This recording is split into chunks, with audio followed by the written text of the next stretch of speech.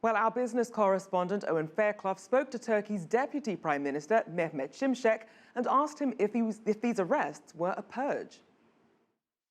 Turkey is trying to deal with a vicious, violent coup attempt, a failed coup attempt, that has a very broad, large religious network behind it.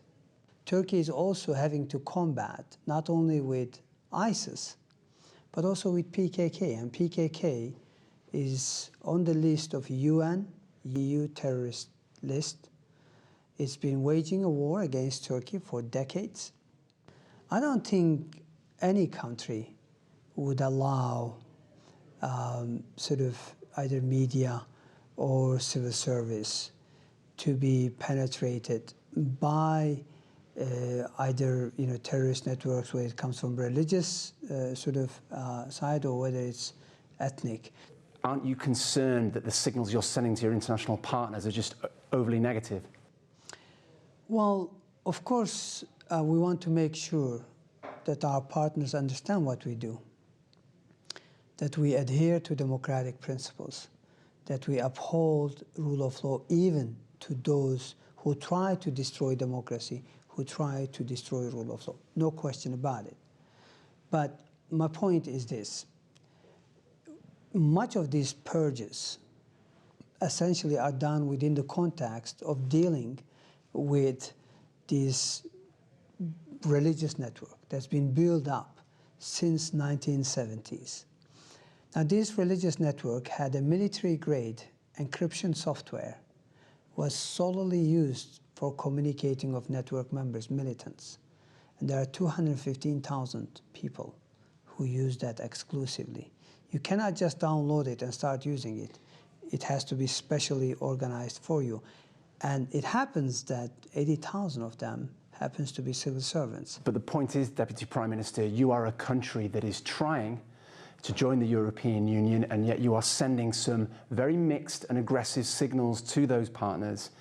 And on the EU accession, many commentators here, you probably read the same ones as I do, say that your candidacy is over because your president, the finance minister as well, is on record as saying he would like to bring back the death penalty. That is not the talk of a country that wants to join the European Union. You can't reconcile those. Well, first of all, the death penalty cannot be reinstated without changing the Constitution. And changing the Constitution requires a qualified majority. And yes, there is a debate about it. Yes, the coup has led to deaths of 246 people, injury of 2,200 people. It was a very vicious attack. So understandably, in big crowds, there is demand of this sort. But my point is this: no decision has yet been made on that, even though ultimately Parliament will decide whether to reinstate or not. So I think it's premature to be talking about this. Secondly, Turkey's EU accession process began with a unanimous decision. It will only end with a unanimous decision. Is it time for Turkey to start looking elsewhere and to perhaps forget Europe, forget this troubled candidacy, and look at new trade partners like Russia and China, or extending those trade partnerships so that you focus solely on those economies? No, the answer is very simple, straightforward. Our relationship with Russia or China or other countries, I don't think it's an alternative to EU. I think Turkey can only move forward by creating a European-like model where different ethnic groups, different religious groups coexist in a secular, democratic, and hopefully prospering nation. The strains are evident right now in 2016. The strains are evident. This troubled EU candidacy, an internal emergency within insurgency. Turkey has a lot of problems right now, and you see these relationships fracturing. Every night has a morning. This is not going to last forever.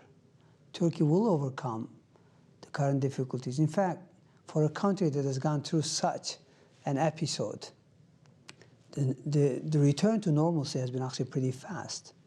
I know daily headlines don't do enough justice. There is anti-immigration, there is Islamophobia. And this is undeniably a trend now. This is across Europe. This is undeniably a trend. It is.